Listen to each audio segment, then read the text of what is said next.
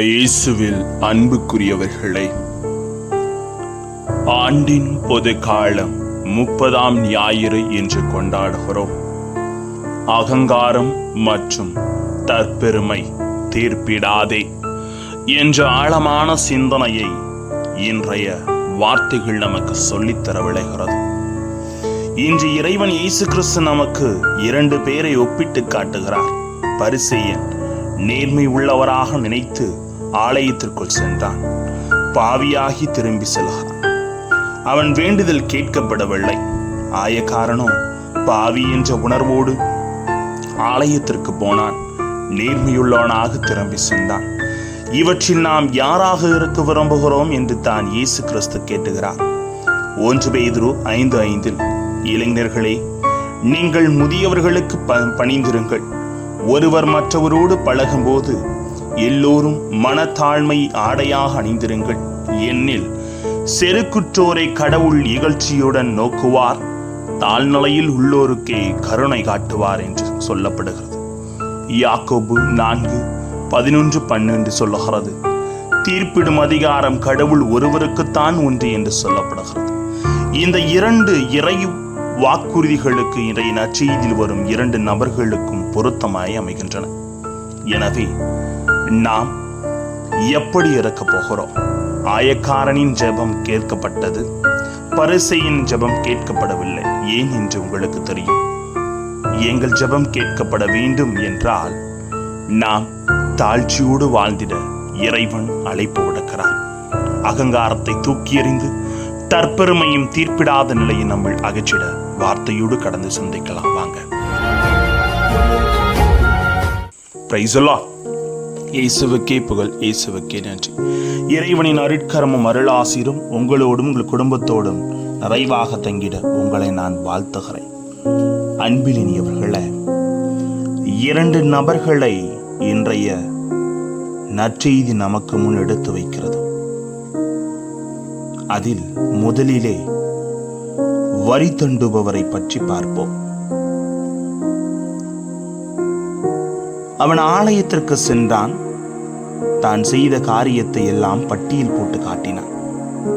வாரத்திற்கு 2 முறை நோன்பு இருக்கிறேன், 10இல் ஒரு பகுதியை காணிக்கையாக கொடுக்கிறேன், நான் நேர்மையாக இருக்கிறேன், கடவுளே நான் கொள்ளையர், நேர்மையற்றோர், விபச்சாரர் போன்ற மக்களைப் போலவோ அல்லது இந்த வரி தண்டுபவர் போலவோ இல்லாதது பற்றி உமக்கு நன்றி செலுத்துகிறேன்.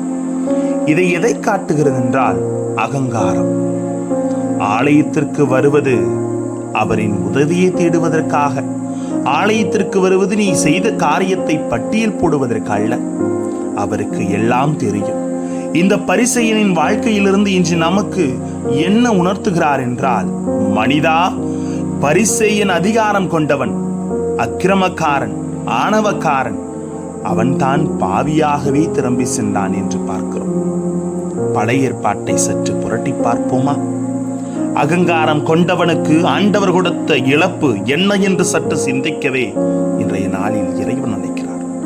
1 சாமுவேல் 17வது அதிகாரத்தை வாசித்தோம் என்றால் நன்றாக தெரியும். கோலியாத்து இவன் அதிகாரம் படைத்தவன், 6 அடி உயரம் படைத்தவன், கவசத்தை அணிந்திருந்தான், 7 ஈட்டி வைத்திருந்தான். தாவீதை கொள்வதற்காக அவனோ மேலே நின்று கொண்டிருந்தான், தாவீதோ கீழே நின்று கொண்டிருந்தான். என்ன வைத்திருந்தான்? அவனிடம் ஆயுதங்கள் இல்லை, வெறும் கூழாங்கற்களும் கவனம் மட்டும் தான். அதை பார்த்து கோலியாத்து சிரிக்கின்றான். நீ யார்? ஒரு பொடி பையன், என்னை வெல்ல வந்திருக்கிறாயா என்றான். ஆண்டவருடைய செயலை பார்க்கிறோம். தாவீது என்ன செய்தான்? கற்களை எடுத்து கவனில் வைத்து வீசினான்.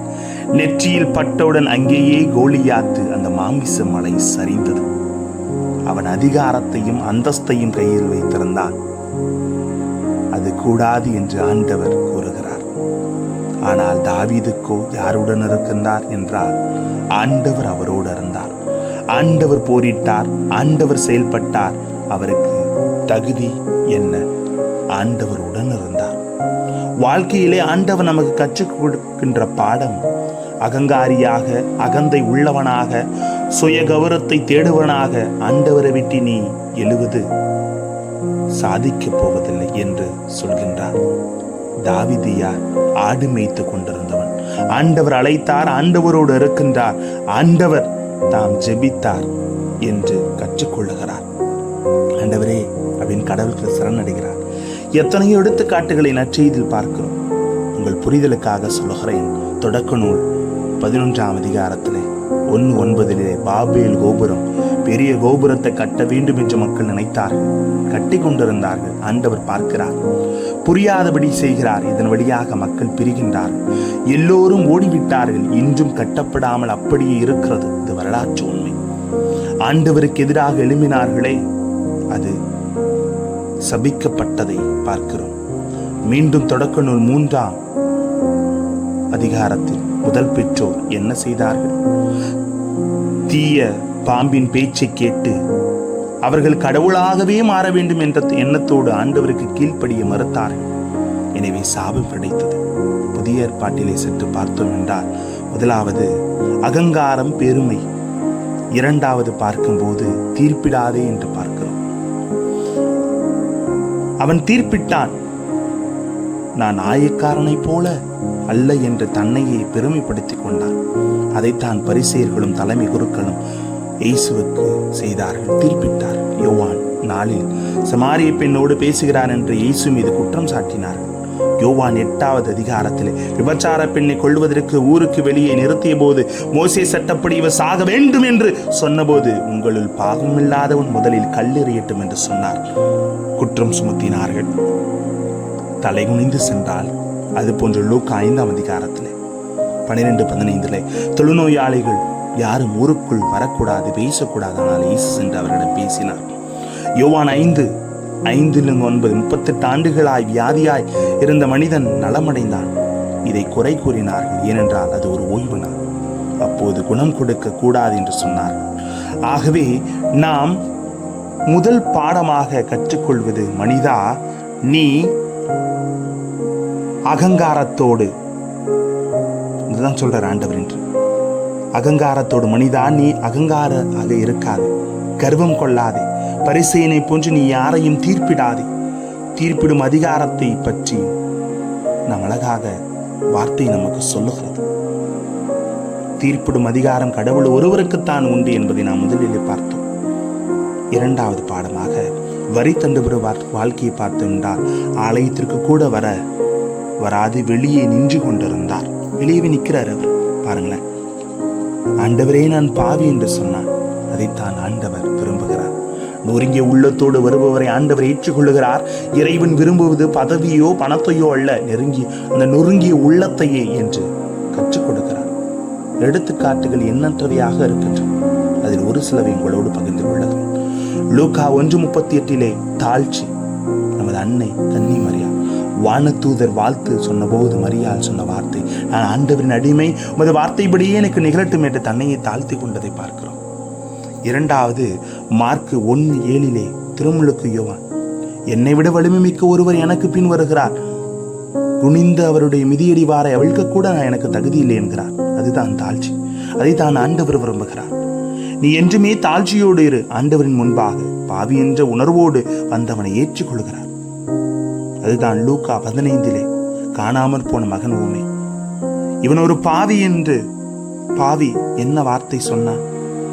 அப்பா, கடவுளுக்கும் உமக்கும் எதிராக நான் பாவம் செய்தேன், எனவே நான் உன் மகன் எனப்பட தகுதியற்றவன் என்று பாவத்தை ஏற்றுக்கொண்டான். அதற்காக மனவருந்தினான்.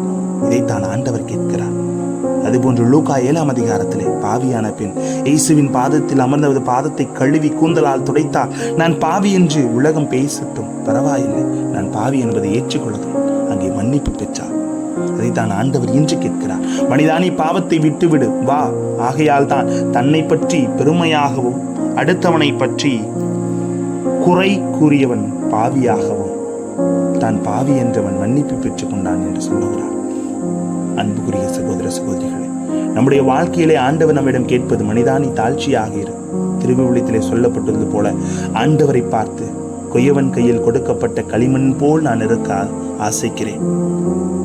அவன் என்னை என்ன செய்கிறான்? களிமண்ணை எடுக்கின்றான், தண்ணீரை ஊற்றுகிறான், நன்றாக பிசைகின்றான், பானை செய்கின்றான். அந்த தொழிலாளி அவருடைய கையிலே கொடுக்கப்பட்ட களிமண் அவருடைய விருப்பத்திற்கு இசைந்து கொடுக்கிறது. அது போன்றுதான் ஆண்டவர், இதோ நான் வந்திருக்கிறேன், ஆண்டவரே இதோ நான் முன்னாடி வந்திருக்கிறோம். இந்த ஒரு முழுமையான உணர்வோடு நாம் போகணும். ஒரு கவிஞன் சொன்ன வார்த்தைகள், மனிதா நீ எதில் பெருமை கொள்ள முடியும்?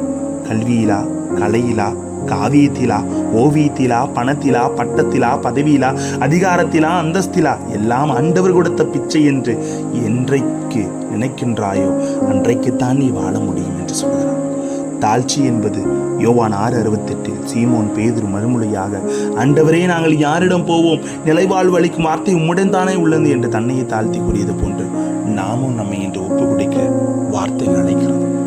ஆகவே நமது உள்ளத்தில் இருக்கிற அகங்காரத்தை அகற்றி தற்பெருமையை தூக்கி எறிந்து யாரையும் தீர்ப்பிடாமல் தாழ்ச்சியோடு வாழ வார்த்தை அளிக்கிறது. நம்மை ஒப்பு கொடுப்போம். ஆசிர் நமக்கு. ஜெபிப்போமா. அன்பு இறைவா, நாங்கள் தற்பெருமையும் ஆணவத்தையும் தூக்கி எறிந்து யாரையும் தீர்ப்பிடாமல் உமது பிள்ளை என்ற உணர்வோடு தாழ்ச்சி என்ற மனநிலையோடு வாழ எங்களோடு தங்கும் ஆண்டவரே. Praise the Lord.